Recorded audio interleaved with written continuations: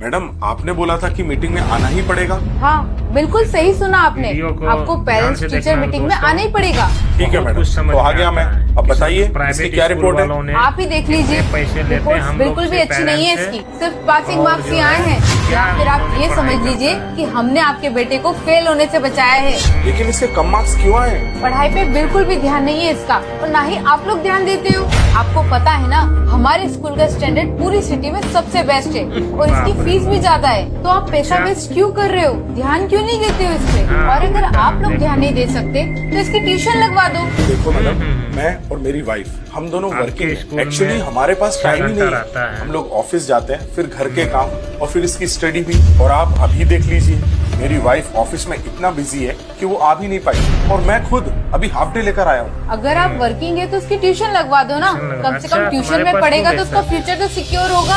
अच्छा, तो ट्यूशन क्यों लगवाया हूँ? क्योंकि आपकी और आपकी वाइफ के पास तो टाइम ही नहीं है ना। आप लोग इसे पढ़ा ही नहीं सकते। अच्छा, अब बाहर जाकर बैठो, मैं आता हूँ।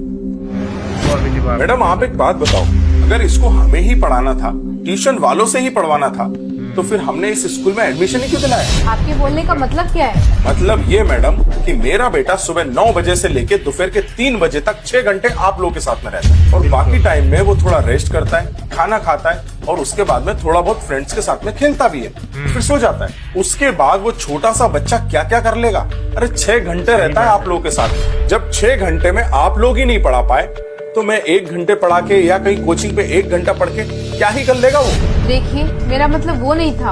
आपका क्या मतलब है हमें सब समझ में आता है। और क्या बोला था आपने कि जॉब के चक्कर में बच्चों को मत भूल जाना। अरे अगर हम जॉब नहीं करेंगे तो बच्चे की फीस कहाँ से भरेंगे? अरे आप लोगों की फीस ही इतनी ज्यादा है, लाखों रुपए हमको स्कूल में भरना पड़ते हैं। मुझे और मेरी वाइफ को इसीलिए जॉब करना पड़ता है ताकि हम फीस भर सकें। जब मैडम ड्रेस यहाँ से लेना है, फूड यहाँ से लेना है, बुक्स यहाँ से लेना है, पूरी स्टेशनरी यहाँ से लेना है, तो फिर मैडम एक बात बताओ, कोचिंग बाहर से क्यों? तो फिर पढ़ाई भी तो इसी स्कूल में होनी चाहिए ना। अरे मैडम, पूरी जिंदगी की कमाई हम बच्चे को पढ़ाने में भर देते हैं, और ऊपर से ये सोसाइटी वाले पता नहीं अभी क्या स्टेटस बना के रखा है। सोसाइटी वाले इतना तक बोलते हैं तुम्हारा बेटा उस स्कूल में नहीं पढ़ता।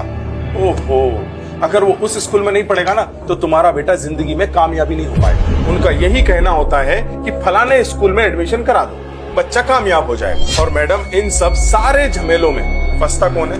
हम जैसे मिडिल क्लास में। तो मैडम मेरी बात आप कान खोल के सुनो, मैं इसको किसी भी ट्यूशन क्लास में नहीं भेजने वाला, और ना ही मैं मेरे बेटे को घर में प्रेशर देने वाला।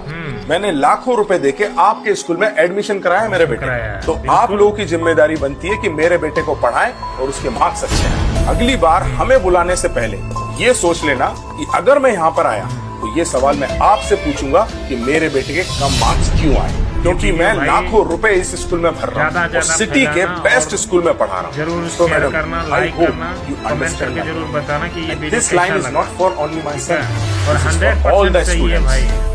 हम लोग को मिडिल क्लास वाले का यही हाल होता है। दोस्तों, एक बात तो बिल्कुल सही है, है, आजकल के स्कूल्स का ध्यान फीस लेने में है।